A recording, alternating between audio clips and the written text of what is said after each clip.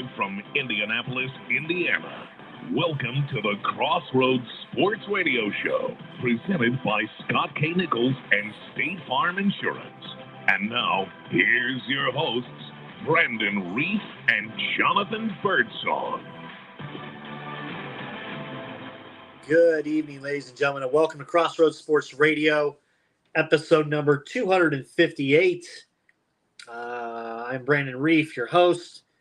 My co-host, Jonathan Birdsong, will be joining me momentarily. We've got a great show tonight. My goodness, we've got the NBA Finals, Game 3 tonight down in Miami. Myself and Jonathan will cover that, kind of where we're at with the Heat and the Nuggets, all tied up at 1-1 right now. We'll cover that as they go into a pivotal Game 3 tonight. We'll talk that. We've got some news and notes from around the NBA as well. As we go into this offseason, we'll hit that up. We've got NFL news is big. We've got a little college basketball, some college football talk as well. And then we also have the big stuff from yesterday, the LIV and PGA Tour. We have got that talk, the merger with that. We'll go into that a little in depth. And then as well tonight, we have a huge interview tonight with we've got a friend of the program, Ball State golf coach we've had on several times, Mike Fleck. One of his golfers, the National Invitational Champion, Kash Bellar. Bellar will be joining us tonight at 7:30, so we'll have him joining us. We're going to talk golf with him. We're going to talk Ball State with him. So excited to have him on tonight. And, of course, my co-host, Jonathan Birdsong. JB, how are you? Man, what a week in sports news. Dude, we hit a roller coaster of sports news, man. It's not even really centered around any, big sporting events, is it, man? I know everybody was kind of chomping at the bit and about, about the merger, but man, the John Morant stuff is still kind of floating out there, you know what I mean? So, yeah, man, there's still a lot, there's a lot kind of things kind of going on. And I know, man, it's great to be back, chopping it up with you, Brandon. You know what I'm saying? I know everybody knows me and you kind of the dartboard stuff back and forth all week. And, you know what I'm saying? I think this LIV PGA merger has kind of just, just leapfrogged everything that we kind of dartboard up front. So, yeah, just jump right into it. Or we can jump into the Heat since I know the game is a little later night. So whichever one you want to jump into first. Yeah, let's man, I guess let's go. I don't care. We can go NBA or LIV. I'm thinking LIV first just because it's kind of taking the main headlines. That's cool. We'll do that before we have Kash on later on, kind of staying with the golf theme itself. Yeah, so was it Monday? Was it Monday or Tuesday? I can't think of which day it was now. But I get the breaking news at 10 o'clock, 10 a.m., 10 a.m. It was, I guess it was yesterday, 10 a.m. Yeah. The PGA and LIV have agreed to a merger. And I had to look at it 3 times. And I said, what?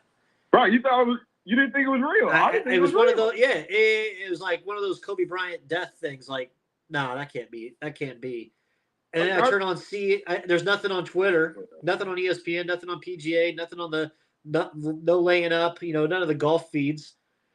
So I turn into CNBC and I see the guy besides Greg Norman, the guy that's in charge of LIV and the PIF sitting next to Jay Monahan. And I am like, what the hell is going on here? Yeah, John, they have reached a merger. And they are going to be working together. I've got the quote from the PGA. I'll put it on for our YouTube viewers. The PGA Tour, the DP World Tour, and the Public Investment Fund, the PIF, today announced a landmark agreement to unify the game of golf on a global basis. The parties have signed to agreement that combine PIF's golf-related commercial business and rights, including LIV Golf, with the commercial business and rights of the PGA Tour, the DP World Tour. A new collective-owned for-profit entity will take all stakeholders to benefit from a model, the excitement and competitive amongst the game's best players. John, I think the word that I got out of it is hypocrisy. That's the key word, hypocrisy. Absolutely. Jay Monahan. John, I got some audio I want to play. Jay Monahan said this last year, pretty much damn near at the same time the Canadian Open, when LIV was kind of to do their own thing, and Jay Jay went out of his way to talk about, and everybody's seen it, the 9/11 families and the Saudi money and the blood money, Right. Whatnot. And this was kind of his quote. Well, I talked to players. I've talked at a player meeting, and I've talked to a number of players individually for a long period of time. And I think you'd have to be living under a rock to not know that there are significant implications. And as it relates to the families of 9/11, I have two families that are close to me that lost loved ones. And so my heart goes out to them. And I would ask, any player that has left or any player that would ever consider leaving, have you ever had to apologize for being a member of the PGA Tour? Well, we can say that's changed now. Eating your own words, John. Basically, and here's my rant, John. The Saudis own golf. Okay? The Saudis officially own golf. It's totally changed. In the lawsuit, the counter lawsuit, I read through it today again, from the PGA that put on LIV Golf. Jay Monahan was quoted, John, saying that the LIV is using players and, quote, the game of golf to sports wash the recent history of the atrocities and today. Well, and today we're like, okay, well, what Saudi atrocities? We don't know that. You tell me about the atrocities, John. Poof, gone. Blood money. That's what it is, John. It's a new brand, the PGA Tour.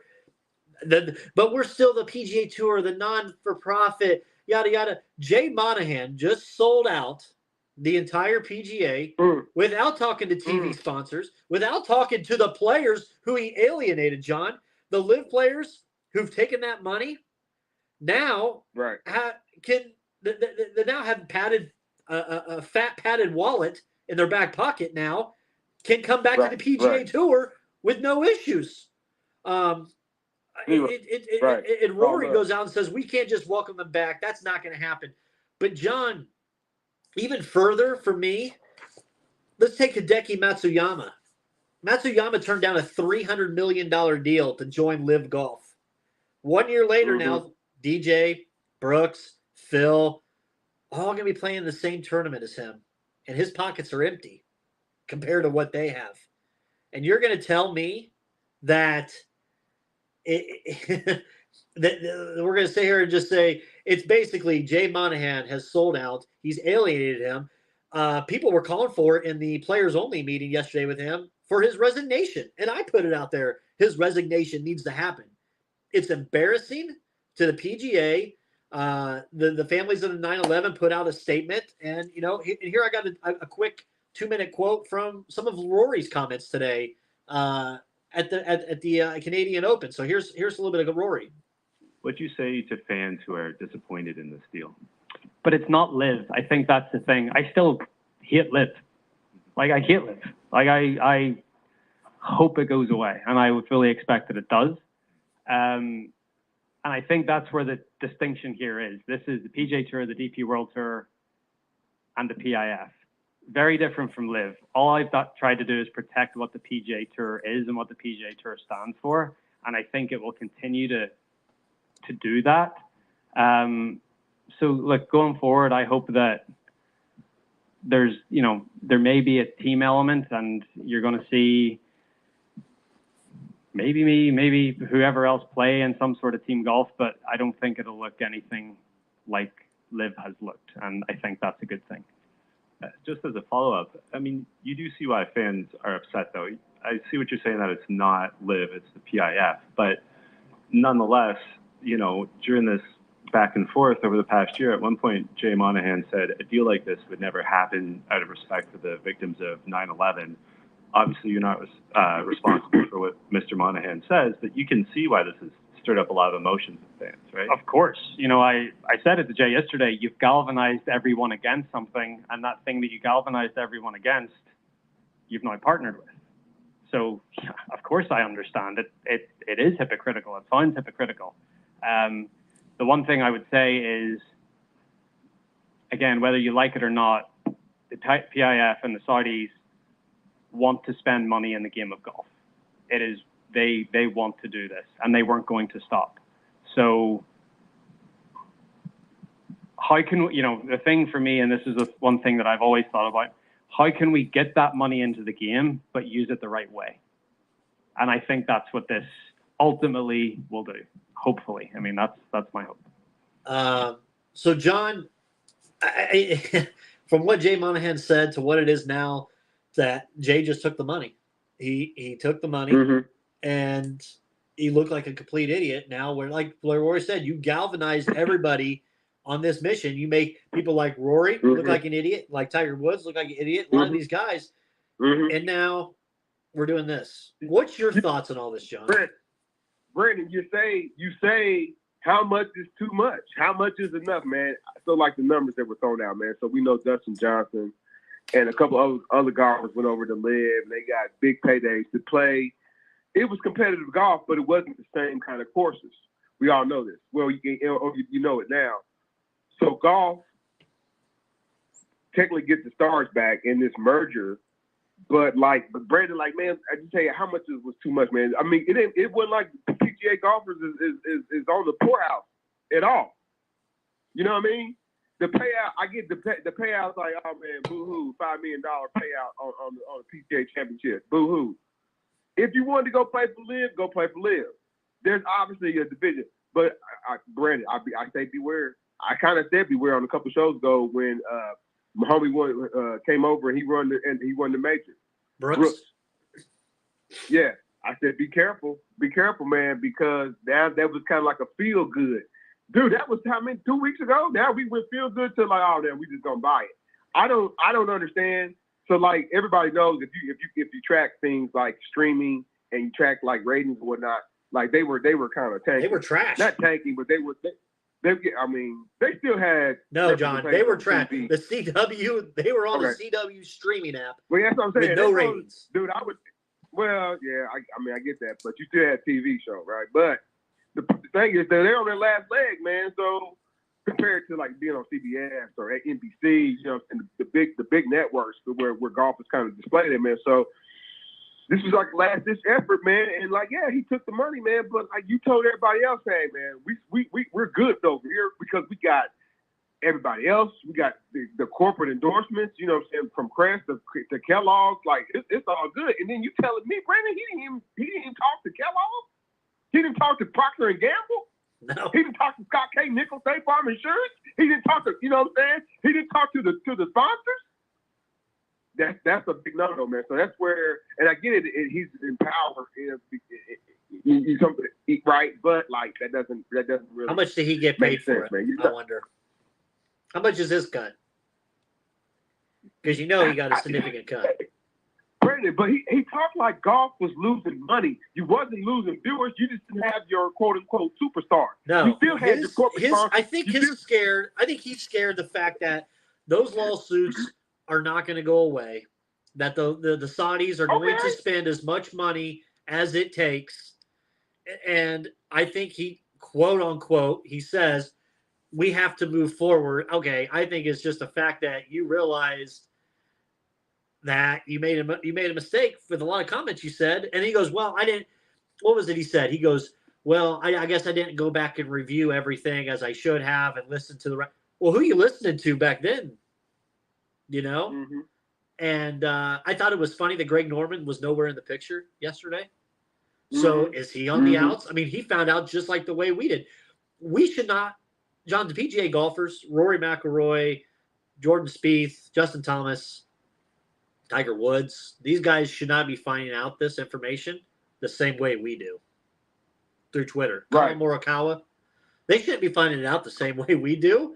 Having a meeting afterwards, it's like instead of asking for permission, it's easier just to ask for forgiveness.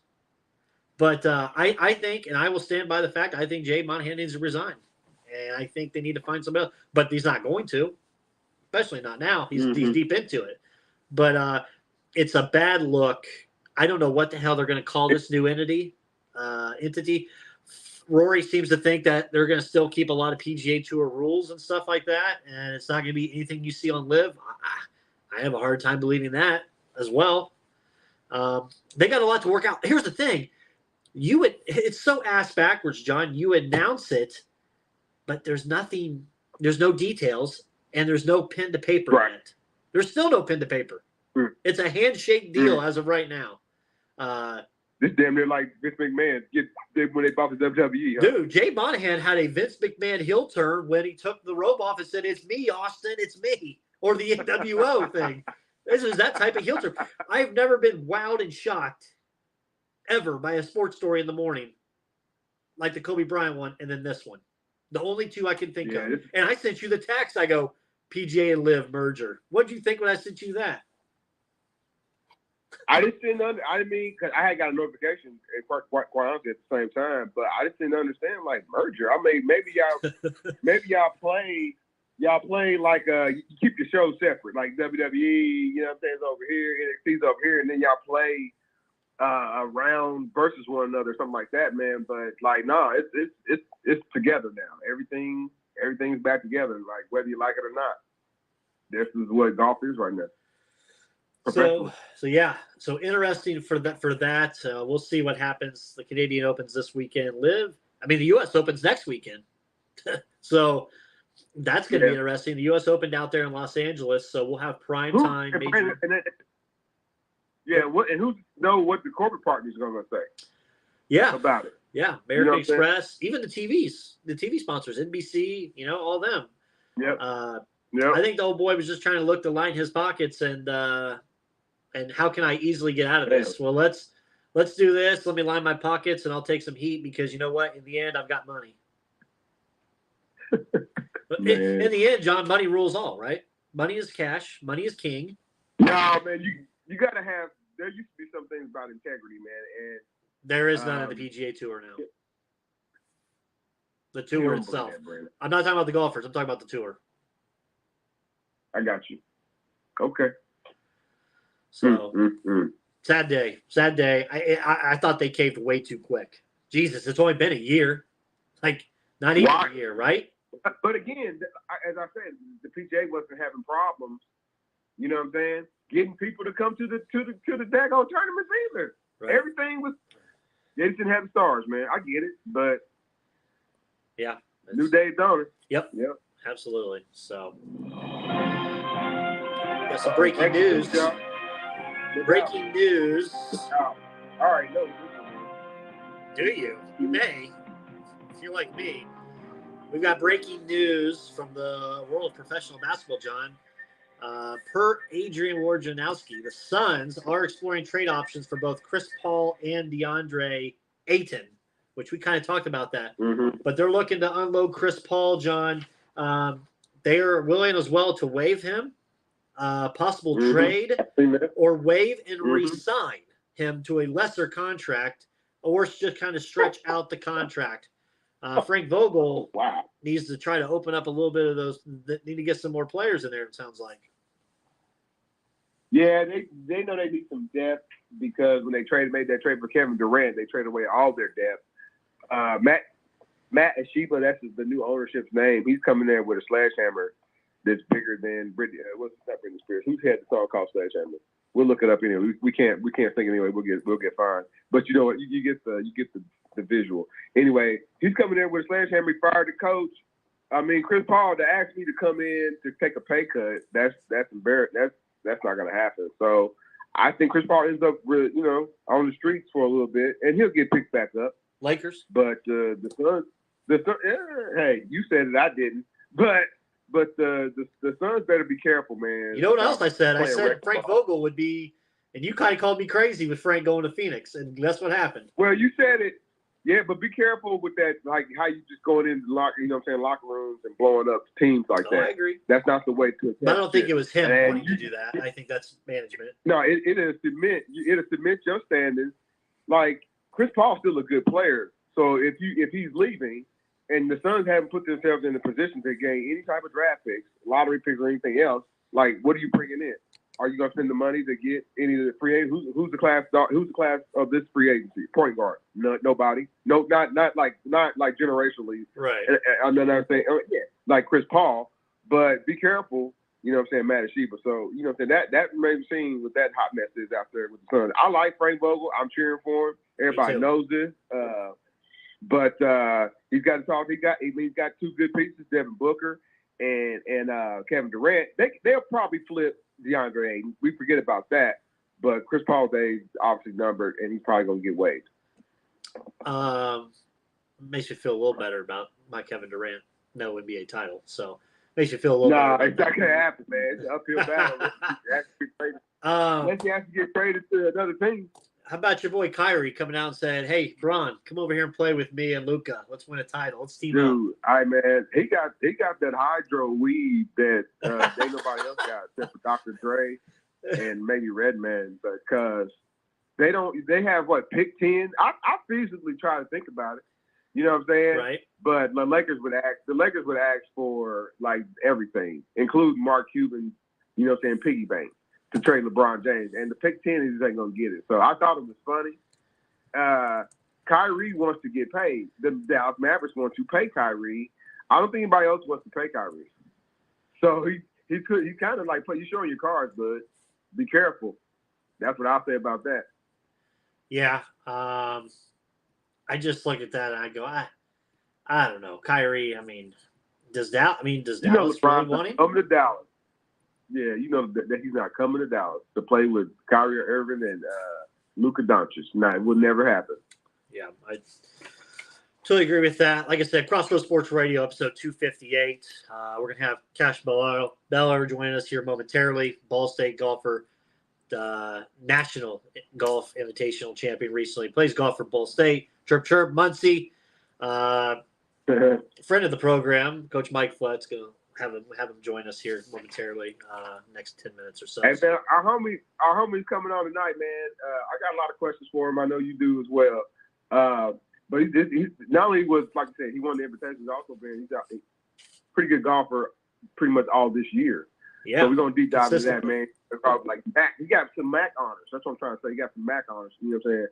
And like those, they just don't give you those awards for nothing, man. So we're gonna deep dive into him a little bit. Do you want to take a break, or do you want to?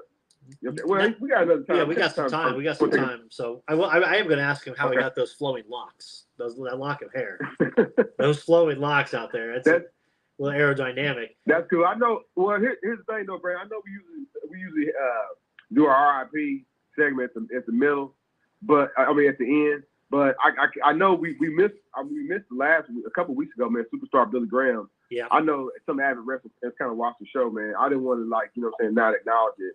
And then, like earlier today, the Iron Sheik, another, another classic, crazy, from back in the day, back in the day, man, way over. And actually, the Iron Sheik was actually an Olympic wrestler for his country.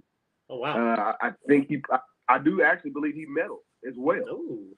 You know what I'm saying? But put a whole lot of guys over, from Hulk Hogan to who else he put? Superstar Billy Graham. He put a lot of Bob guys. Backlund took the title from Backlund. Yeah, took the title from Backlund. Had a great program back in the mid-'90s with Steen to help him get over. Man, great talent. He hated Hulk Hogan towards the end of his career, following his Twitter account. Well, I think that was a bit of a work. I think that's it was part a bit? of the show. Yeah, I think it's part of it. Like I think they really Hulk Hogan, man, knows that's how he got over. Right. You know what I mean? But like, no, man, I love Iron Sheik. I like, saying it was believable back in the day. He was saying, Iran is number one, USA. I'll put on this, you know what I mean? But he got over, man. He was, one of this brightest stars, man. He's gone, man. But he's not necessarily deeply sad, man. He lived to an old age, man. Yeah. And like a lot of times, we can't say that about the professional wrestlers, man. But like, he will be missed. Thankful. Brandon, we got plenty of YouTube and plenty of, like, I tell everybody, go to his Twitter handle, man. You'll be like, oh my God, this dude's crazy. But he is very entertaining. The Iron Sheik. R.I.P. Iron Sheik, R.I.P. Superstar Billy Graham. John, we got a few minutes. I will ask you this. Tyrese Halliburton's joining Team USA roster for the FIBA World Cup this summer. Any reservations against that at all? You know, we saw what happened to Paul George with the freak injury when he was doing it. It derailed the Pacers' run, and he never. I'll say in a Pacer uniform, he never kind of got to where we wanted him to be. I mean, he obviously got there with Oklahoma a little bit and the Clippers, but any little reservations with Tyrese going and playing on this roster?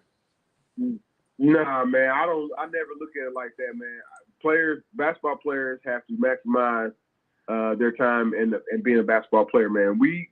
American basketball culture has things, at least with me, man, and with you, man, because I don't know if you were joking about it or not. Remember you said Carmelo Anthony is the greatest Olympic basketball player. Carmelo Anthony is. You know what I'm saying? He's one of them. He's one of them. I'll say that, man. But, like, that's an important part of your resume. And I would say anybody who joins up with that, you better take it seriously. And, like, you know what I'm saying? Because, like, America, we don't expect no L's there. So I really don't have no reservations about it.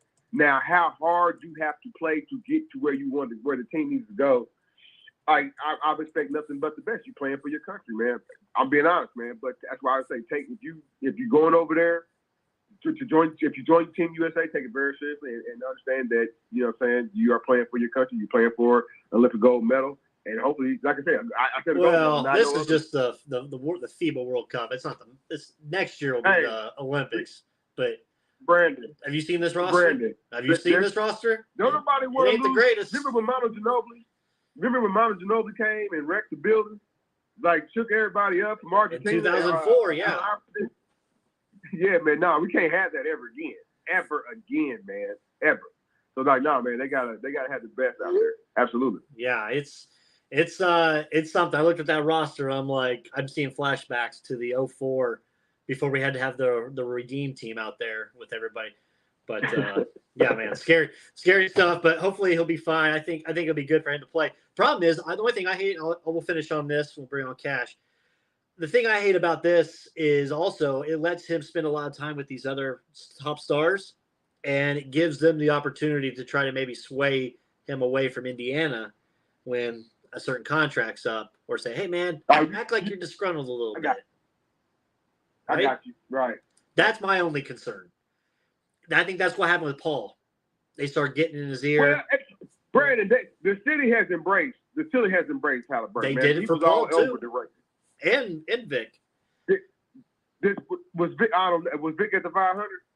Was Vic at the fairground? Yes, Vic actually drove the pace car. Man.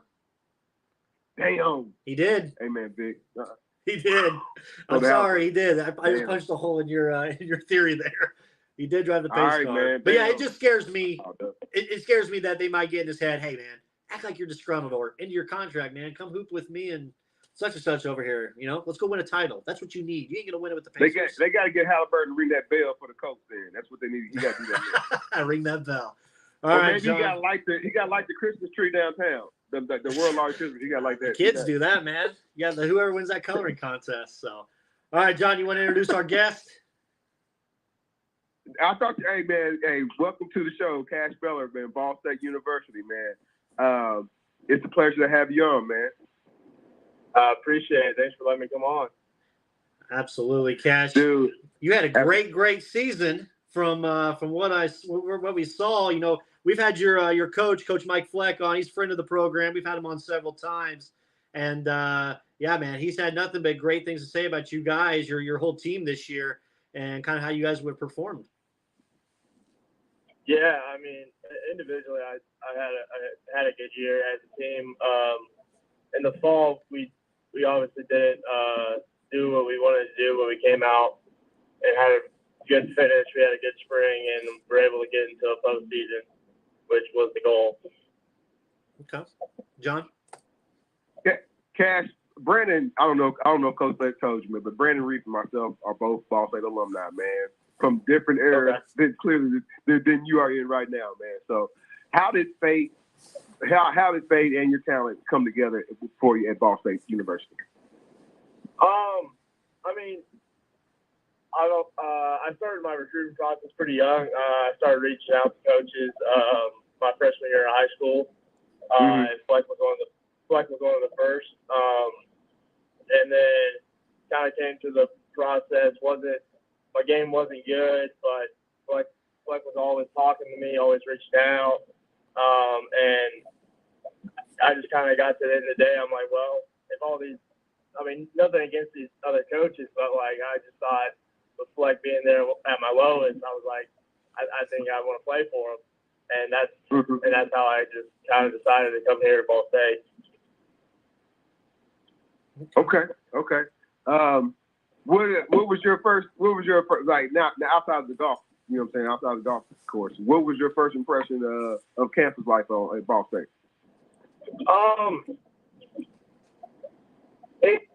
For over 20,000 students, it feels small, which I kind of like. I went to Peru High School, which I only had like 140 kids in my class, so I kind of like that small aspect. Like I see the same people every day.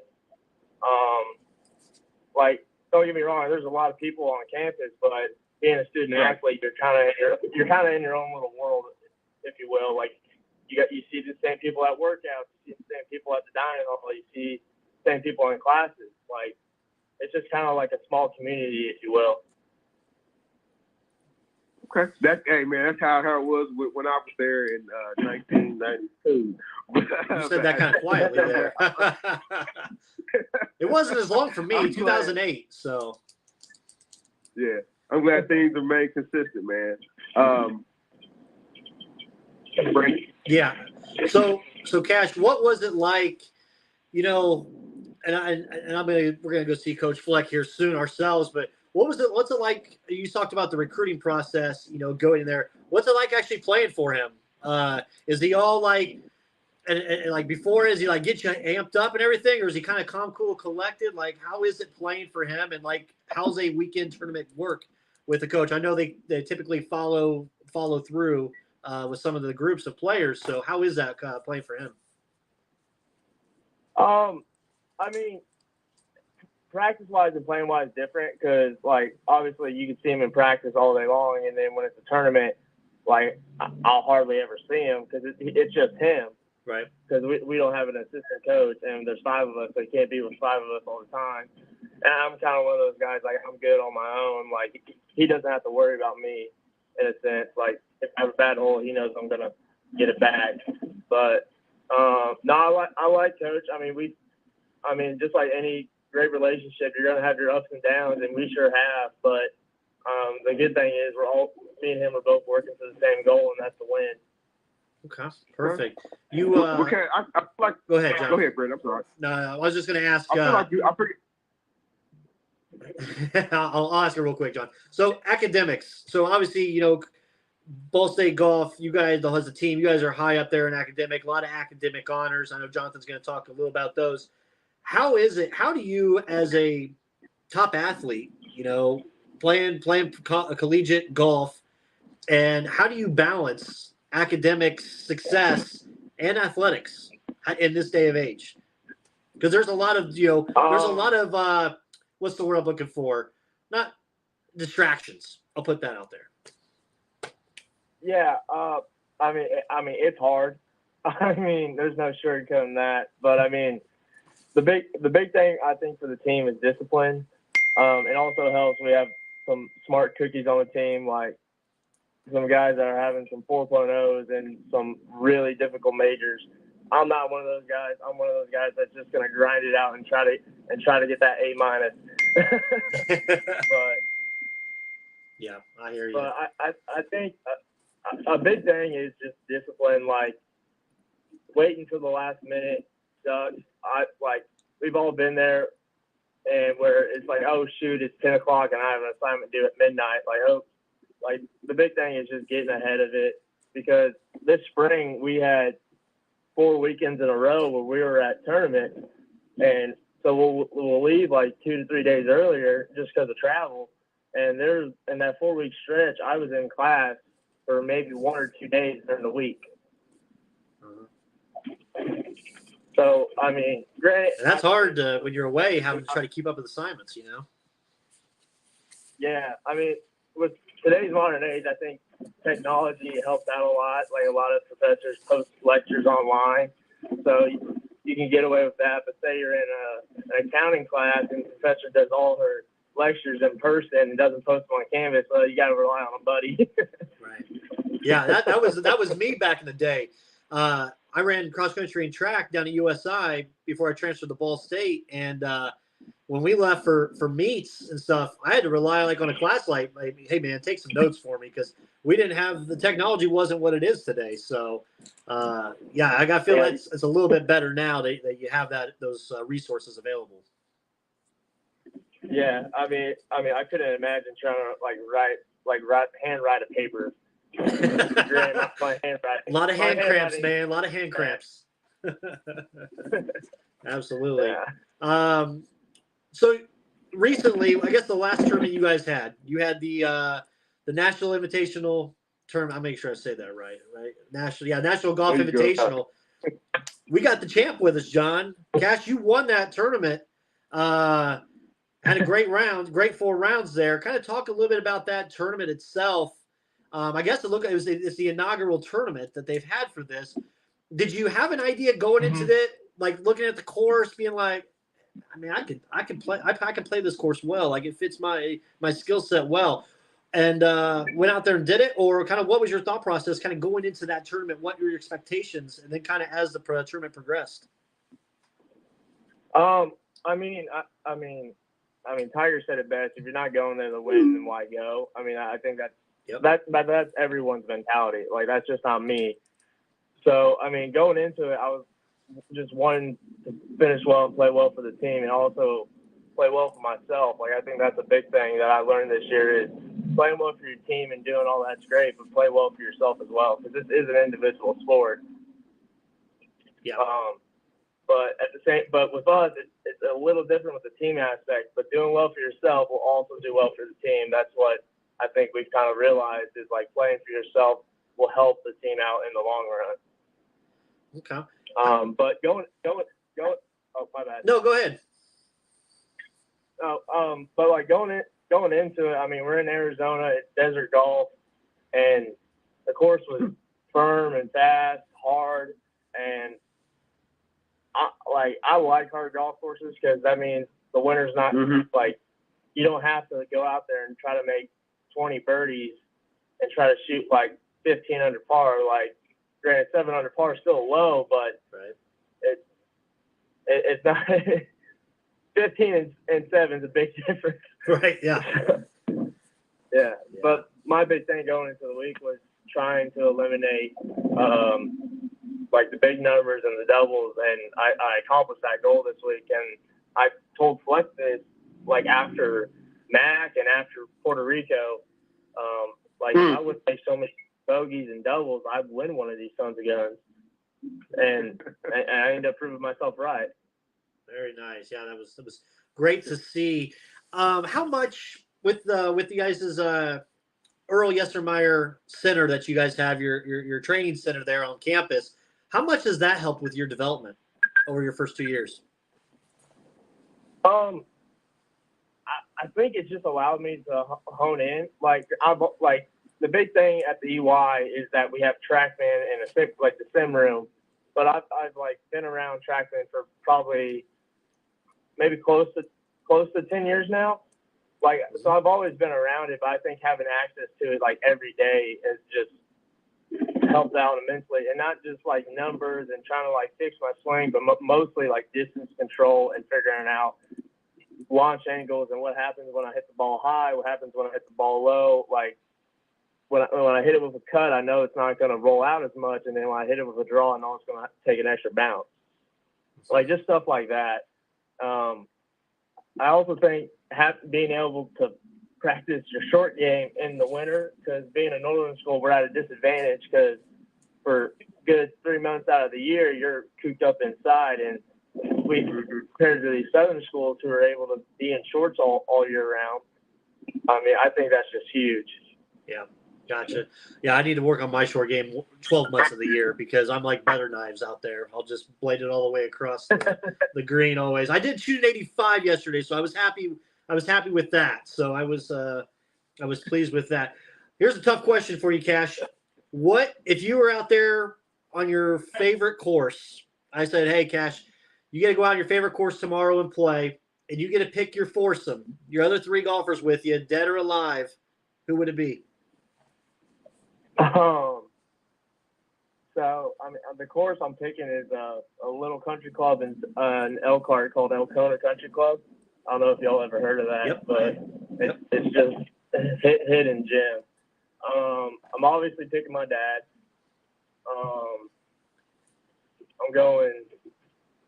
I mean, Tiger. I mean, you have to be an idiot not to pick him. And, God, that's the fourth one. Who am I picking? I think I'm gonna go with Ben Hogan. Just an all-time great. Okay. Yeah. Very nice. Yeah. Very nice. Yeah, that's my point. Okay. John? Kash, is your father introduce you to the game of golf? Yeah, he played college golf at Franklin. Okay. And so I was introduced to the game like pretty young, like around that 3 range, but I didn't really take it serious because I mean obviously you grow up playing baseball, football, and basketball. I mean especially basketball in Indiana. But I mean I came to a realization I'm just not that athlete. I don't jump high enough and I don't run fast enough. Okay. So shoot. So take us through a little process of like how do you without telling all your tales, man, how do you approach a tournament? You personally, how do you approach a tournament? So a big thing for me is I would just Google Earth like the course just to see like what type of layout it is, and like my big if it's a golf course that's tight, I'm gonna work on hitting fairways a little bit more. If it's a course where I'm gonna have a lot of wedges, I'm just gonna try and dial in my wedges. And I mean, it's just like it's like catering to like a defense on football. Like, okay, their safeties are the best players, so we gotta have a good run game. Or I don't know two craps about football or anything like that. But that's just like my guess. But you just like your opponent is the golf course, so you just have to prepare for them. Okay. Got you. Hey, Brandon, Kash, your coach just texted me and said he's shocked that you didn't go with Joe Rogan as your fourth. If he played golf, I would ask him to. But no, I mean, I'm always listening to that podcast. Well, now you can start listening to ours too. So we'll give you another one. Oh, yes, Go ahead, John. No, I asked Kash, you know what I'm saying, in the pre-screener, man, like what other sports he was into. He said he wasn't into too much of like NBA or whatever, or NFL. But he did mention hunting and fishing. And I want to tell Kash, like 100 years ago when I was a little kid, man, hunting and fishing used to come on ESPN. Bill you know, Dance. It was a sport. Right. But like, no, man, let me ask you about this, man. What do you still fish like locally or like you know what I'm saying, in the ocean, freshwater? I'm stuck to. We're like lake lock here, so I'm just sticking to ponds. Okay. I've gone on like charter cruises and fished in the ocean, but I mean, there's nothing like when a largemouth bass hits the line. I mean, that's like one of the best feelings in life. Okay. But yeah, I'm no pro by no means. I just enjoy it. Like I wouldn't call myself a hunter, and I wouldn't call myself a fisherman, but I just love doing it. Do you think there's a parallel between the quietness that those sports have and the quietness that you know what I'm saying, that you do excel at in golf? I would contribute it of just being in your own head.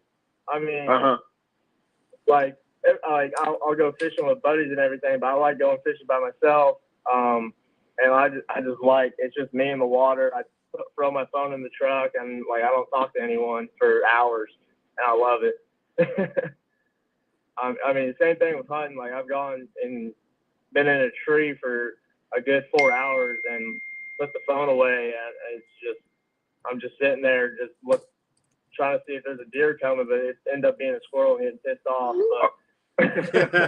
Okay, well, I got a question, man. What is all right, so how do you count the points on the deer? How does all that work out? I don't understand. I'm a city guy, so you gotta explain it. That. This is a city show. This is a city show, man. You gotta explain it to the people. How do you count the points? Or yeah. So like if it's like a 10 point, you just count all the little Yeah, the little, like spikes on the antlers. yeah. Come on, But John, if ain't it's that like- hard. Dude, But, I like, grew up count, in like, the city. points I don't know and about those. Go ahead. But if you count like the score, like you'll hear people say, "Oh, I got a 200-inch deer." That's all the inches combined on them. So like I grew up knowing that because my grandfather raises whitetail, and Okay. he's been raising them for now probably over 15 years, and I've just grown up knowing that stuff. Like I was introduced to it pretty young. Okay. Awesome. Okay. Perfect. I got 3 more for you, Cash. By the way, your name, it's if it's not the most perfect athlete name, like congratulations to your parents for naming you that. So hell of a name there. You'll never guess what I was named after. Oh, let's see. How old are you? You're 20, 21 yet? Yeah, about to be 21. Okay, so Johnny Cash. that would put you. No, sir. No, not Johnny Cash. Okay, strike one. Okay. So we're looking 21 years ago. We're looking 2002-ish. Gosh, that's dating me now. I don't have a guess. Give us a guess, Brandon. It's a bull rider. Oh, okay. Really? Yeah, my parents were just turned on the TV and saw the PBR and just saw a bull rider named Kash, and they're like, "Oh, that's a cool name," and just went with that. I love it. I'm glad they did. I'm glad they did. I didn't want to be a Chuck Jr. Yeah, that doesn't sound the same as Kash, so for sure. What clubs are in your bag? What kind of clubs are you playing right now?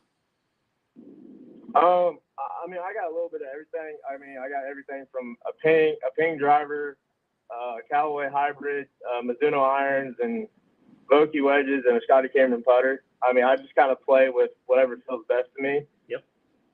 I mean, I've had the same driver now for a year and a half now. I've had the same irons for almost a little over 3 years.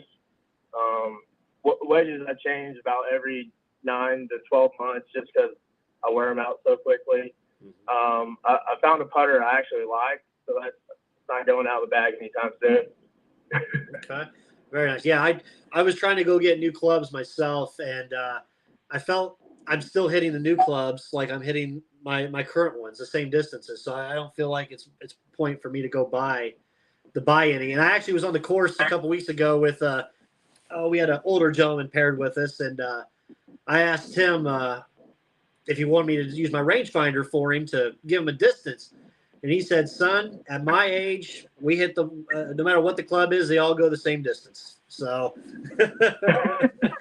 so that's one thing I'm going to live by there with him. But yeah, I was going to buy a new stealth driver, and I'm hitting my old TaylorMade driver still. And I have a Nike Vapor one. I'm hitting them the same distance, so may not even do that. So what's your plan? Do you have what's your current plans, or you see your future plans after school? I mean, I think it's every Division I college golfer's dream to go pro, try to make it on the tour or whatever tour it's going to be in the next 5 years. Right. But I mean, that's been my dream since I was little and started taking this game serious, was how to get on the PGA Tour. I mean, granted, I think I'm a lot closer than I was a year ago from it. Yep. So I'm just gonna keep working my butt off and just seeing where this little white ball takes me. Perfect. Last one. This is the easy one. Who do we credit, mom or dad, with the flowing locks of hair? Well, my dad's bald, so I'm gonna have to go with my mom. Okay. Okay. But yeah, I mean, she was a blonde. My dad was brown hair, so I'm the product of a milkman or something. I don't know. Don't say that. No. Put them together, you get the red. We're good. It's all good. Perfect. We're going to edit that out and post. Yeah, right? I know. Coach is listening. He's probably shaking his head right now. Oh, he always shakes his head every day at me. It's all good. Well, Kash, we've been following you all season long, and with you and Coach and all, and we want to thank you for coming on tonight, joining us. We're going to continue to follow you, and we would definitely want to get you on again, maybe later on in the fall once your guys' fall seasons take a break from that or so. We definitely want to get you on, but it's been a pleasure having you tonight. Thanks for having me, guys. This was fun. So sounds good. We'll see. Hey, we're actually going to come up there to I don't know if you're going to be there this summer, but we're going to be coming up there to see Coach here soon, and we're going to try to get John. John's not a golfer, but we're going to try to get him in there to get some hits in. So I'm living in Muncie this summer, so I'll be here. Beautiful. Sounds good. We'll connect then. All right. My mom's probably texting me right now, probably giving me crap for what I just said. Hi, Mom. So, Kash, thank you, my man. We'll be in touch. All right. Thank you, guys. Have a good one. You too. All right, John. Kash Bellar, Ball State golfer, national invitational champion golfer. I'll put it like that. But great conversations, man. I love how that came up with the name. Like, you're not going to get those questions at other sports shows or radio shows asking. We're going to hit the ones that people want to know. And it was great to hear kind of his personality as well and kind of what he likes to do on the side besides golf. Because, I wouldn't think as a golfer myself, like, I golf to get away from my, job. I had to be careful because, get away from the wife. No, get away from my job to play golf. But like when you're a golfer and you want to take a break from the competitive level, and all that, like, do you just go out and play with your buddies? Like, your buddy's got to be tired of playing with you if you're good all the time. I have one buddy, like, I hate playing with him because he's so good. Right, killing it. Exactly. So, but no, thank you to Ball State. Thank you to Ball State Golf, Coach Mike Fleck for having Kash join us there, and definitely we're looking forward. And breaking news, I need to still text Coach. I am free the day of the turn of the golf alumni outing. So, John, if you can make it work, we'll get you up there as well. We'll see what we can do. And I've already got a couple guys I've reached out to for this foursome, so we'll see if we can make that work for us. We're gonna hit quick ad read, John. We got to pay some of the bills, so we'll hit ads. We come back. We'll talk NBA Finals. Well, actually, we got a quick hitter I want to hit when we come back. Some other news that made some airwaves locally earlier this week. So we'll hit that and more when we come back, so stay tuned. You've changed thousands of diapers, cut off hundreds of crusts, played hours of peekaboo and duck goose because you'd do anything for your kids. That's why it's so important to protect them with life insurance from State Farm. State Farm insurance agent Scott K. Nichols will help make it easy and affordable to help protect your family no matter what the future holds. Because for the people you do anything for, life insurance could mean everything. Call State Farm agent Scott K. Nichols in Indianapolis today at 317-243-3509. Like a good neighbor, State Farm is there. We also want to thank our sponsor, Mavericks Custom Motorsports, where ideas are created and dreams are born, specializing in custom motorcycles, boats, slingshots, Jeeps, and trucks, offering pickups, deliveries, and shipping worldwide. Check them out today, MavericksCustomMotorsports.com. Let them know Crossroads Sports sent you. Crossroads Sports would like to thank Wiseman Logistics. Their team is dedicated to the successful delivery of your packages. Services, domestic or commercial, 7 days a week, 365 days a year. Call 877-744-6212 to set up your delivery. Thanks, Wiseman. All right, John, we are back. Thank you to our sponsors, Scott K. Nichols, who's back now from this extravagant vacation that he went on. Now he's back. So shout out to our sponsor, Scott K. Nichols, Mavericks Custom Motorsports, and as well as Wiseman Logistics. John, there was some big news that hit the Indianapolis Colts, that there was a player that was getting investigated for some gambling violations of the league's gambling policy, allegedly hundreds of games, including the Colts' own games. Rumor came out that it was Isaiah Rodgers, the quarterback, and then he came out and put a little statement out himself admitting to it. The NFL is still investigating. The Colts that were blindsided by it on Monday morning. at 10 o'clock or so when this came out. John, you got to believe he's going to at least have a year suspension, if not more, especially if you're betting on your own team. And you got to believe the Colts are then going to have to release him as well. As he was going, $25 and $50 bets he was making through his family members. John, he had a big contract he was due up after this year. He was due for a good contract extension. Yeah. So your thoughts Brandon, on this whole thing? Brandon, I don't understand because it's just another version of greed. Like, my man got $2 million already. It's coming. He's not. I mean, people are just trying to whoever you make it. They making bets through you, like that's like leeching. Like, hey man, it's like this side of information, like all those gonna kind of come into play. All like I'm saying it because that's what's gonna be. That's already being said. He should have got a lawyer instead of getting on social media. He should have got a lawyer. Yeah, and he needed a lawyer statement there. He definitely did. You know what I'm saying? I mean, I get it, fall on your sword. You need to get a lawyer because whoever got you into trouble, you making bets through them or even it's you. Like, that's just dumb. We don't live in that world no more, man. And plus, like, if you need an extra check or whatever, man, we'll find something for you, dude. We'll get you some NIL money. It's no pun intended, but you know what I'm saying. We'll get you something to do around the city, man. They everything. Right. You know what I'm saying? So it's just a head scratcher, man. Like, what? It's a black eye for the Colts. Colts. $1 million. Well.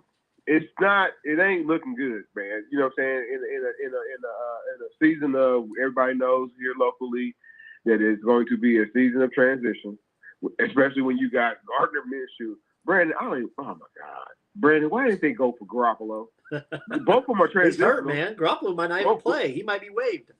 Well, he gonna play, man. He's just, you know how Garoppolo anyway, man. But this is years of transition with the Colts, and like everybody's not gonna be up here ready to go. Like, he's the important part of the Colts defense. I'm not saying we all kind of held our breath and thought it was Shaq Leonard, and it wasn't. But he's an important part of it. And now he's put his whole career in jeopardy. And I don't know, like there's two other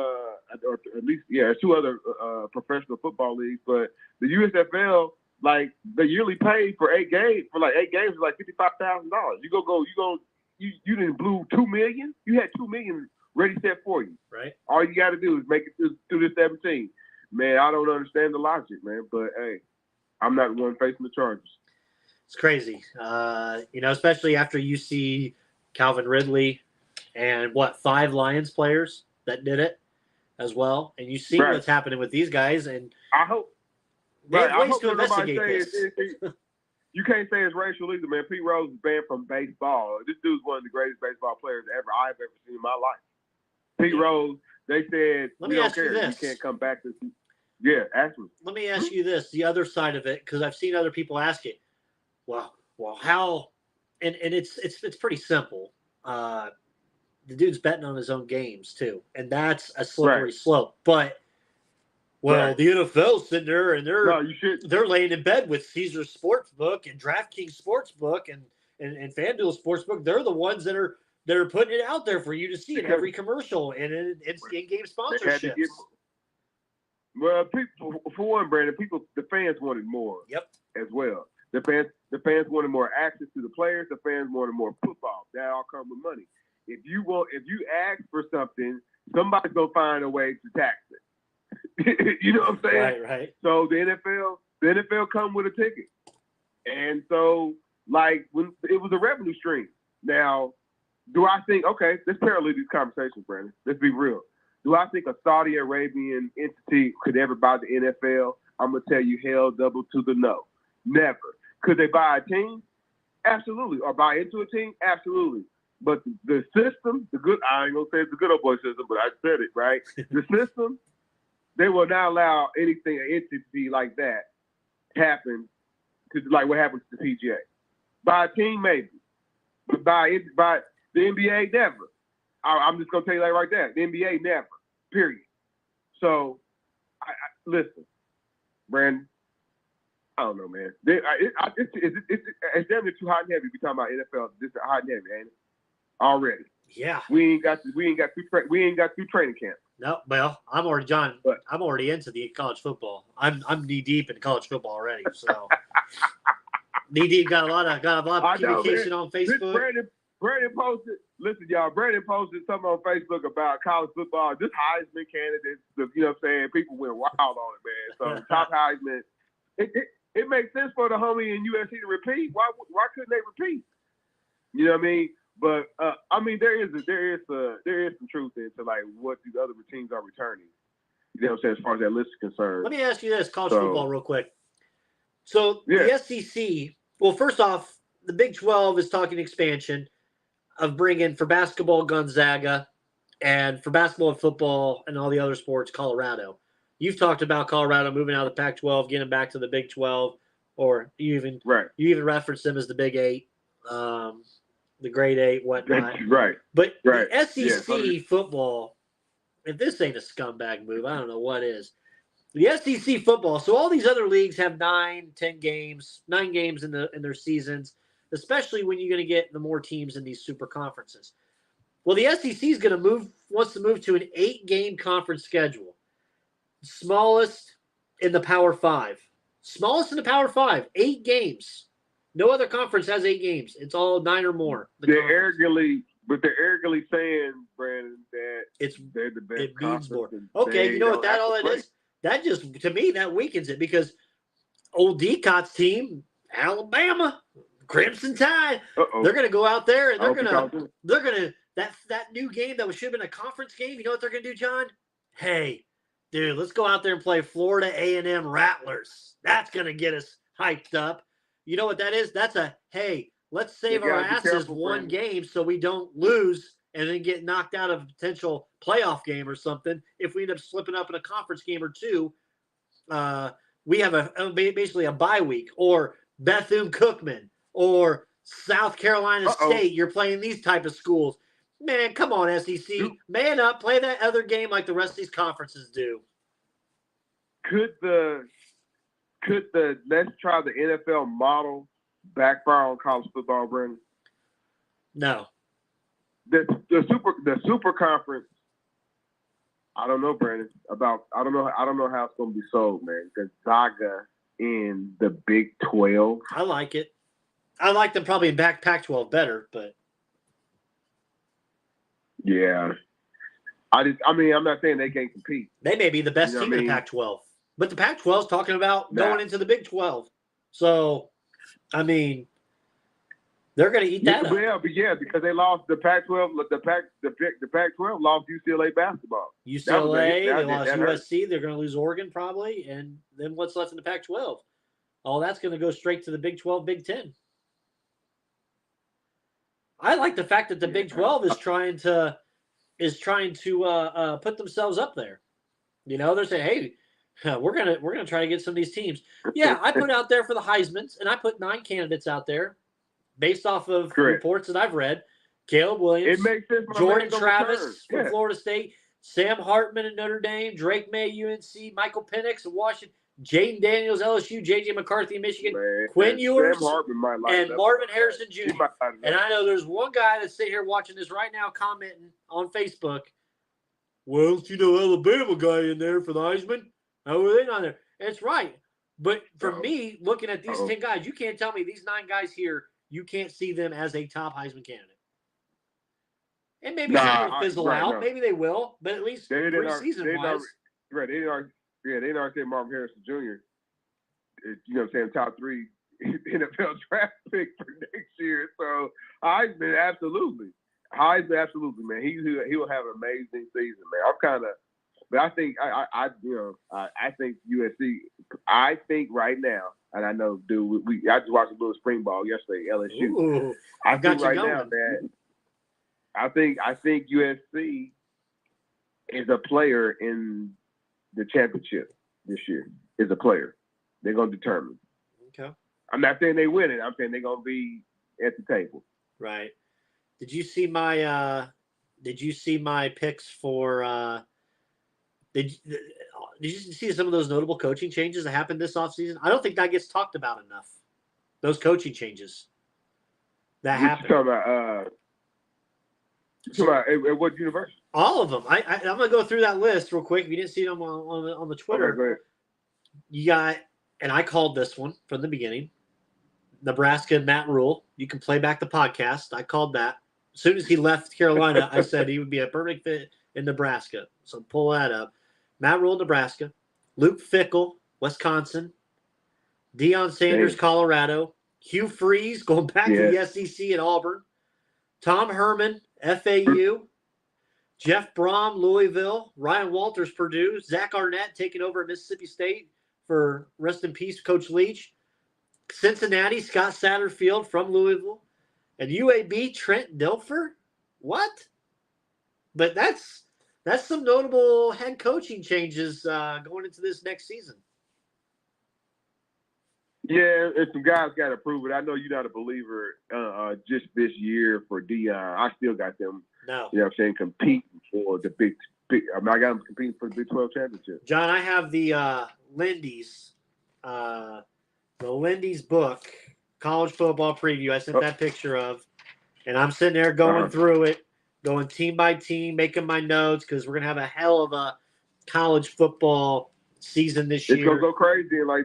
It's going to go crazy. John, I want you to tell me where you believe they have the Colorado Buffaloes ranked first in the conference and overall. Nope. They probably got them 40th. What about in the conference?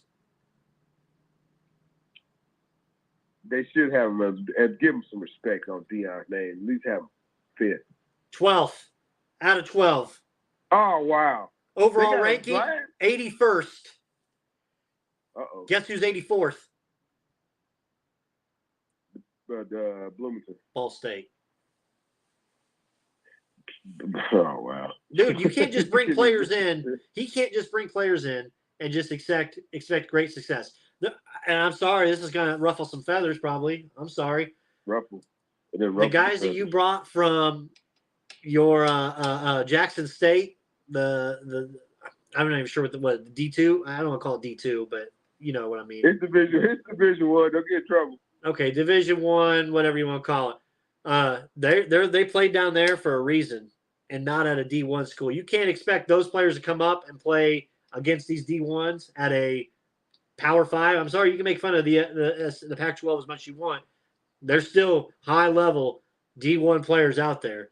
And you can expect you just bringing these guys from this your Jackson State school and maybe a couple recruits say, yep, this is our product. We're throwing it out there. We're getting 9 wins this year. It ain't going to happen. It ain't going to happen this year. It may happen next year. But it's going to take some time for this team to gel.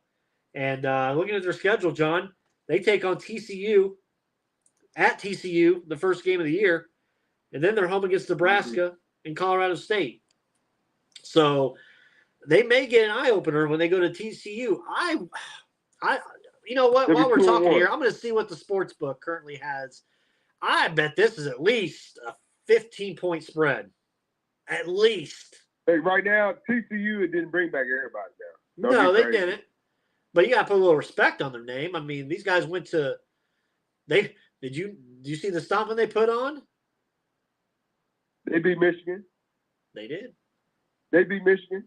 And then they got stomped themselves. I'm the one to call that. Let's go about rollback tape. I'm the one to call them beat Michigan. Nobody else did. But, yeah. That's the tape. So right now, let me give you these odds. Let's see. Where are we at? Because they have week 1 odds up, and I like it. Purdue 6.5 points. All right, here we go. I said what? 15 is probably the spread for TCU Colorado first game. TCU minus 21, 3 touchdowns. Ooh. That's Vegas line. 3 touchdowns right now. Starts in 86 days. I think Deion and them are going to have a rougher year than most people think. It might be. And I know it's a sexy look for what he's doing out there, his cowboy hat, the whole showmanship, you know. But I think it's going to be a little tougher, man. They left so many people. They lost so many people after the spring game even. Come on. So, all right, back to the NBA. I love my college football. Right. The Celtics, John, say that they see Jaylen Brown as a, quote, big part of their future. They're going to do everything they can to keep him. Smart move or not? Smart move. They have to figure out. Fire the coach. That's the best. That's no, you just can't keep on firing coaches, man. No, but the one you need is up in the press box. Brad Stevens is not coming down to be the coach of the team, and this is who the front office wants to be the coach, man. Whatever issues they had, or whatever issues he had, communication issues he had with Jaylen Brown or Jason Tatum, like they got to get that. And it seems like they have it, but they got to get it tight because this team is too good. And these two guys, Jaylen Brown and Jason Tatum, they won't play with better teammates other than one. They're both in their prime. They are both relatively like maybe 1 or 2 years apart from one another in age. Right. They just have to make sure, like, hey man, quit turning over the ball. It's not for you, you know what I'm saying? And that's both of them. And it's not for either one of you to play hero ball. If we need a late in the second, it's Jason Tatum. Okay, that's he probably makes Jason Tatum make $55 million a year. Jaylen Brown's gonna make 49. You know what I'm saying? Don't worry about it. But they are very superly talented overall. Those two make the team work. I feel like sometimes they don't like one another. I do. Sometimes it feels like they don't like one another on the court. But like I remember hearing a quote from. I even heard Danny Ainge, I can't recant it. Like Larry Bird said, man, we all, just because, we all got drafted here or whatever, or signed here, don't mean we all like one another. It was, you know what I'm saying? So there was no animosity on, like openly, but like they just saying, like, man, some guys are partiers, some other guys are, are homebodies. You know what I'm saying? When we get out there, we the Boston Celtics. The same thing should be said about these Boston Celtics. Hey, man, maybe Jason Tatum is the rap kind of guy, and maybe Jaylen Brown's the R&B kind of guy. You know what I'm saying? But on the court, like, however the team goes because of those two. That's how I see the team. Now, Marcus Smart, he might have to find another home. You know what I'm saying? Malcolm Brogdon, he's definitely got, if I was running the team, he definitely has to find another home. You know what I'm saying? But they can't also be a team that's going to help. They're thinking that, oh, man, we just got old Al back there, and we're going to need him to turn back time. You know what I'm saying? Every night. You know what I'm saying? That's great. That's a great story. But, like, in order to get to the next step, these two have to play better, not the ancillary parts. But I think some of the ancillary parts are going to have to change in order for the team to, you know what I'm saying, complement these two what they have. So I like the move. And like I said, the coach, hey, bro, man, y'all need to go in a deep think tank with Jason and Jaylen and figure it out. I think the guy got talent. Yeah, I mean, I think the guy is a good coach. Otherwise, he wouldn't have been on the assistant spot with them. I think he's got to probably thrust a little bit maybe a year and a half too early. But now you hear, man, what you gonna do? Piss or get off the pot? Okay. And with the NBA, let's go, man. I love that. That's classic. Oh, it's classic. Tonight, Game 3 of the NBA Finals. Ooh, there we go. Just brings back so much nostalgia memory. Tonight, Game 3, Nuggets, Heat. Series tied 1-1, John. Nuggets, great Game 1. Heat come back in Game 2. Pull away in that one. No Tyler Hero, a little bit of swelling. He's going to be reevaluated tomorrow. But Game 3 tonight, what do you see playing out possibly tonight? Who do you like winning Game 3 tonight? Man, it's back and forth. Right now, Denver is a 3.5-point favorite. It's moved up from 2.5, but it would not shock me to see Miami somehow sneak another one in.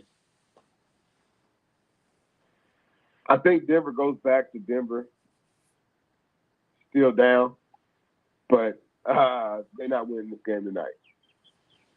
So like Miami has had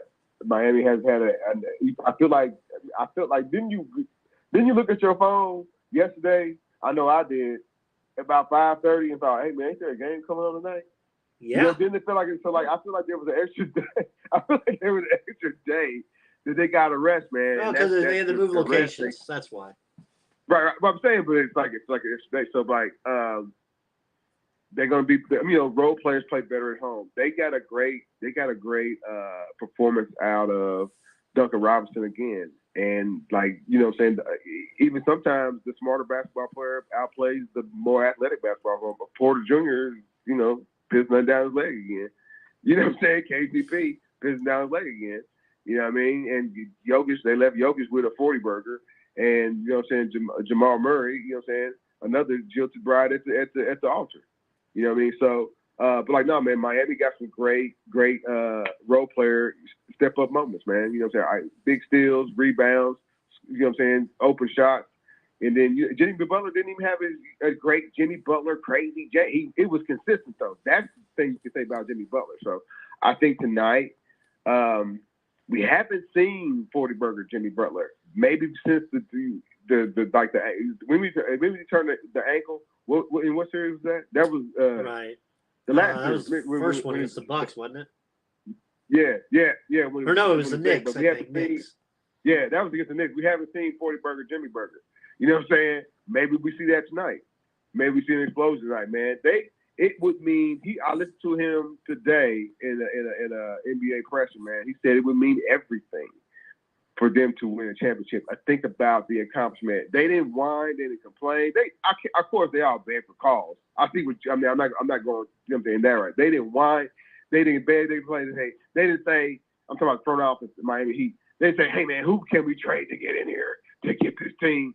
Like, no man, there's some little tinkering, but like for the most part, 99% of the people that started with this Miami Heat team at the beginning of the season is what they are now.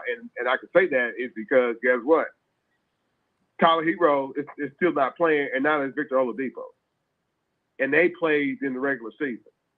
You know what I'm saying? It's just that they got some great contributions. They even got a great contribution. I know people heckle and jekyll at it about Cody Zeller. Hey, man, somebody got to do the screener. Somebody got to be the screener. Somebody got to do the dirty work. Somebody got to get the rebound. Somebody got to get the somebody got to get the dunks. The 4, you know what I'm saying? Whatever little 4 points, like, somebody has to do it, man. So you can laugh at it. But, like, yeah, you got Kevin Love out there, you know what I'm saying, playing his best. He gives a good, 12 minutes. You know what I mean? But, man, the Miami Heat, like, they are in a unique position where there is not, like, that super, duper star. There's some people that have some all-star moments go wrong, but like, man, this is if they put it all together and win it. And I know I'm talking a little down the road, but like, for us tonight, I think they get the job done because they're at home. I don't think there's no level of comfortability necessarily with them. I don't think it's like Denver Nuggets is gonna roll over, but I don't think there's a level of comfortability with them. And I think Miami pulls it out tonight. I had some people chirping on Twitter. Can you help me put this to bed? When it's all said and done. Even if Jimmy's got to win at least 2 titles, but when it's all said and done, people relax. Jimmy Butler will not be the greatest Miami Heat player of all time. I'm sorry, he won't. Nah, he won't be the greatest player. He can't. This is if he puts the icing on this one, like he might leave. He move up the ladder. He move up the ladder for sure. He leapfrogs definitely Glenn Rice. Yep. You know what I'm saying? Players like that. Ronnie Cycling. And he might he might have leapfrogged, you know what I'm saying? Harold Miner. You know what I'm saying? All them already. Steve Smith, you know what I'm saying? Sherman Douglas, you know what I'm saying? Harold Miner, he won a dunk contest at least. Oh, that's terrible. That's terrible that you said that. No, man, all jokes aside. He wins a championship, man. He's probably right under, you know what I'm saying? He's in the top 5 of Miami Heat. But not the greatest. LeBron. No. Still behind LeBron. Is that the greatest Miami Heat player? Or is it Dwayne Wade? Dwayne Wade. Dwayne Wade. You can't do him dirty. Or is it Lonzo? Is Lonzo Mourning? No. Lonzo is Come on, man. Lonzo's second. Lonzo got the point. Lonzo never won a title. Well, I guess he won 1 title. Yeah, he did. He was on the championship team with them. So I'm gonna go Wade. Wade, Lonzo, LeBron. Yeah, put Shaq Diesel. Shaq Diesel's on the team. Shaq Diesel's on the team. Because he won 1 title, and then Jimmy. Jimmy can pass Shaq if he gets a title. Because Shaq didn't have much time there. Who? No, he didn't. He did. You want to start throwing Mario Chalmers out there? I mean, Mike Miller. I mean, Mike Miller's out here. He Ray hit Allen? the shot. Then he hit Where do you put Chris Bosh? Honest story. Where do you put Bosh? No, He's Chris the forgotten Bosh one, man. Raptors. He's the forgotten one always. It's always Wade and He's LeBron. all Toronto Raptors. Yeah. They don't want him. I can't put. I mean, I don't know. Chris Bosh. I got Chris Bosh over Johnny Cycles. That's for darn sure. Oh shoot, Ronnie Cycli, what a name. John, Zach Edey returned to Purdue. He announced it. God, he waited to the last moment basically. Puts Purdue back up into the top 5. Painter's going to be adjusting his offense now. You got to believe to kind of not only adjust Edey's game, but also to get those guards. Get those guards a little bit better shooting and such. I mean, they played well for all season. They just kind of had that little falter there towards the end with the guard play. But huge move for Edey to come back. Yeah, I like the move for it, man. A lot of people was kind of poo-pooing his in the NBA turn. I had him in the the mid. I just thought I had him in the mid-second round, and that's not guaranteed money. What Purdue has offered him is guaranteed money. I mean, and this is and it's not even greed motivated. It's like, man, you're still playing basketball at a high level. So, I'm all for it. Yeah, I had people tripping me saying, "Oh, look at Edey. He's got to turn back. He's not as good as he thought he was going to the pro. He's not as good as he was." When was that? When did he ever say that? Has nothing to do with that. Never said that. Has nothing to do with that. Has everything to do with the fact that there's guaranteed money out here in collegiate basketball. Yep, absolutely. And that's what it's about. Last 3 things. And listen, go ahead. I was gonna go on tirade. I was going tirade, man. We're going to different tirade every night, man. Last 3 things. Shannon Sharp leaving FS1 with Skip. Oh man, Brandon, man, I was in the Hall of Fame, man. Come on, him and Skip. Skip is running away. Skip is running away another. You know what I'm saying? Everybody remembers the dynamic Skip had with Stephen A. back in the ESPN days when they first started that craziness of like back and forth, right? And once they, you know what I'm saying, part or whatever, I didn't think they could ever. I didn't think Skip S could ever find anybody that's a buddy. You know what I'm saying? That works. Like, you know what I'm saying? Skip is the prick, man. But he's at one point he used to be on point prick, and like now I think he kind of just like phones it in. I get there's a lot of Hollywoodness kind of goes with Shannon Sharp, man. It's a lot that kind of goes with him, man. It's like attention seeking, like egomaniac, all those things, man. But like they put that all together, and I thought they had a successful little show. I didn't always tune into it because again, it's a lot of thick and it's a lot of thick on entertainment and not so much on the meat and potatoes of sports, like Crossroads Sports is. You know what I'm saying? You feel me? Because like, but like no. But like I thought it worked for them. Hey man, when I seen that, it wasn't like, oh man, stop the news. But I was like, oh man, Shannon will be fine. He'll bounce back, probably back to ESPN. Yeah, he'll be arguing over there. Arguing with somebody. Oh, they're gonna cut somebody. Stephen A. invited him. Yeah, right. And Stephen A. got the juice. So who do you think would be next with Skip? You. Oh. If he want to go toe to toe, hey, they gotta give me that LIV money. They'd have to give me that LIV money for me to leave here. You wouldn't. Oh, stop it! You would go chop it up with Skip Bayless. You know what I'm saying? Yeah, our arguments every day would be about LeBron. They might as well put him in. Well, put that dude in. What's the other dude that left ESPN 100 years ago? That worked for Fox or Whitlock? Nah. No, Whitlock don't even work. Whitlock on the internet. Like, nah. We're better than Whitlock. Absolutely. My guy that played for. No, he didn't play for nobody. He always talked LeBron James. Ladies and gentlemen, Fox. I can't think of. I don't listen to his show. Oh God. Anyway, they probably put him. Colin. Colin. Put McAfee with him. I think that would be hilarious. Put McAfee on, but Garrett McAfee's on ESPN. Yeah. No, that's true. That's true. All right. Last 2 things. John, have you seen the movie Air yet? I've been meaning to ask you this. I have not. I've watched it. Great movie.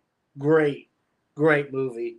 A lot of memorable quotes in it, but Yeah, it's good. You get a chance, check it out. Air, the Michael Jordan with the Nike shoes. So I thought it was well done, all involved in that. So if you get a chance, check it out. And then last one, John, the new WWE Undisputed title. It's just gold. They changed the color. And now, here's my question. What happens to the WWE title itself now? Because the lineage with that, all those years, is it just now erased? Or what happens? I don't know, man. I'm so engrossed with these storylines now, man. Usos! And then the Usos, it's Sequoia. This is amazing, man. I'm gonna start calling you WWE wrestler. Jonathan Uso. Not yet, man. I'm not Team Uso yet, man. No? Don't get crazy, Are man. you still? I'm back into the WWE. Braun Breaker just challenged Seth Rollins for a title match.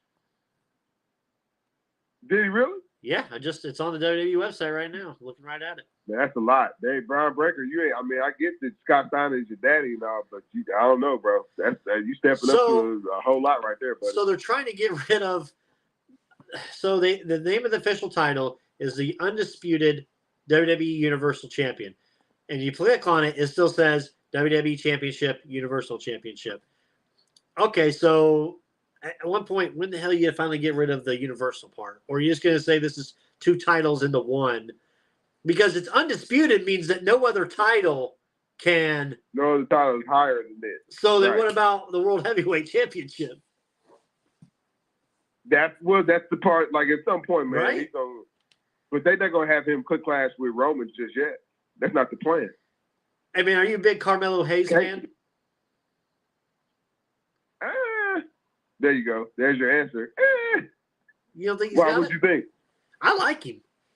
Oh, you talking about to get the title on right now? No. Yeah. Carmelo Hayes, the NXT champ. I like him. I'm talking about the big title. Oh, shit. Oh, so you think I'm talking about moving him up. No, too young right now. So here's my thought. The next World Heavyweight Champion, I think's got to be Gunther. Or Theory. No. Gunther or Theory. Sorry, no. Roman's on the other show. Right? I mean, what do you mean he's on the other show? He's on every show. Nah, he's strictly SmackDown now, man. But he's strictly SmackDown. Okay. All right. So, and I don't know where you're going to go with the Cody Rhodes situation. I don't know where you go with that, but hold on, Cody beat Seth. Yep, but he also lost to Lesnar. Well, you already know they're going to make you job out. I did like Dave. Did you like I know some people were like, "Oh my God, you're talking wrestling," but it's part of our show. Deal with it. Or, thank you for listening. Oh no, I got good responses for my wrestling stuff, man. Yeah. So if you don't want to listen to wrestling, thank you for listening to the rest of the show tonight. We'll love to have you back next week.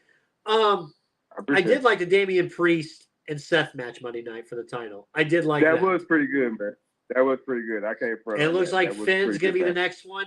I think they're just going to have Seth do an open challenge every freaking week, it seems like. So, Money in the Bank. Money in the Bank's the next pay-per-view coming up. Who do you, in your personal opinion, believe should win the Money in the Bank? I haven't even really put it. I don't know. Out the blue, they wouldn't put that in Finn. They wouldn't give him that as a consolation prize. They kind of been, messing him over. I've got two people. I really don't know. Go ahead. One that's been under the radar as of late, LA Knight, because he has a hell of a pop, and he'd be a great heel. Oh, man. Good. Or Logan Paul, because he's feuded with both of those guys already, Roman and Seth. Oh, man. Oh, man. I'm going to go with the latter, man. I'm going to go with LA Knight, man. I tracked LA Knight when he was on the Indies, man. Or do you, I mean, it's too obvious that Cody would be in the match and then Lesnar or somebody would screw him out. Right. So. Right. But I think Cody gets his shot probably at SummerSlam, and, you just need to acknowledge the tribal chief, because I don't know when the hell he's going to get beat. Yeah.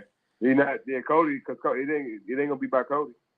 No, for sure not. So, all right, John. I don't have anything else, but man, if you want to wrap us, this was we had a power pack. We haven't had a power pack show in a long time, and tonight it was it. Yeah, man, it's always good to have those live interviews, man. And I want to also thank you to Ball State University Athletics and Ball State Golf as well. And they, we are alumni.